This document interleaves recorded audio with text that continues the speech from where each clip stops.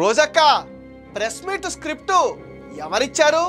సజ్జలిచ్చారా ఏంటి? చంద్రబాబు రాష్ట్రాన్ని మర్చిపోయారా? ప్రజలను మర్చిపోయారా? లోకేష్ పాదయాత్రలో 2 రోజులు నడిస్తే 2 రోజులు రెస్ట్ తీసుకున్నారా?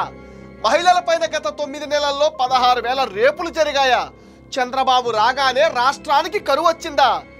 ప్రజలు జగన్ని ఓడించామని తెగ బాధపడిపోతున్నారా? రోజక్క అసలు నువ్వు స్పృహలో ఉండే మాట్లాడుతున్నావా? ఇన్ని పచ్చబద్దాలా?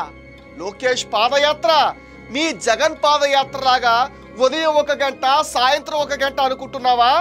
కూటమి ప్రభుత్వం సంక్షేమం ఇవ్వటం లేదని ఎలా చెప్తావు? మీరు పెట్టిన ఫీజు రియంబర్స్మెంట్ బకాయిలు చెల్లించటం లేదా? తల్లికి వందనం మే నెలలో ఇస్తున్నారుగా.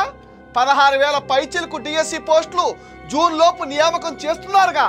టిట్కో ఇళ్ల పనులు పూర్తి చేసి జూన్లో ఇస్తున్నారుగా. మీరు మూసేసిన 205 అన్నా క్యాంటీన్లు తెరిపించారు. రైతులు ధాన్యం అమ్మి డబ్బులు 24 గంటల్లోనే వాళ్ళు బ్యాంకు ఖాతాల్లో వేశారు.